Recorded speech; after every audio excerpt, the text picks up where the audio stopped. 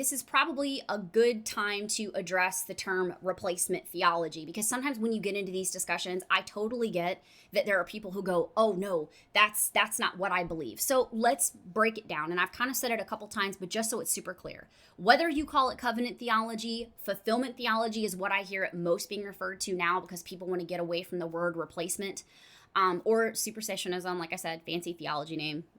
The core belief is the same. The church is now Israel and has taken over Israel's promise. That is the core belief in it. And that somehow we, the church, have fulfilled the role.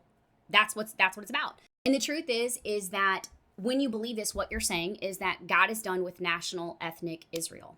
But here's an even bigger problem that I have with this theology and why I'm mentioning this. The so-called covenants that covenant theology is built upon, they're not even in the Bible. Not a one of them.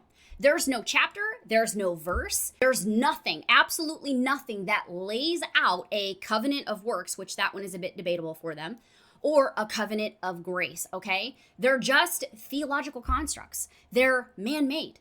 They're not spirit-breathed. Meanwhile, the Bible does actually name the eternal covenants, the land covenant, which is in Deuteronomy 30, the seed covenant, Genesis 12 and 15, which we went over, and the Davidic covenant, which is in 2 Samuel 7. They're real, they're literal, and they're actually called what? A key word, everlasting. So this is why covenant theology in that form is a theological error. It is simply not rightly dividing the word. And yes, I absolutely believe that there are plenty of people who hold to covenant theology who are still saved, but they're in doctrinal error. And when it comes to prophecy in Israel and God's timeline, they just don't see it because this is what they actually believe.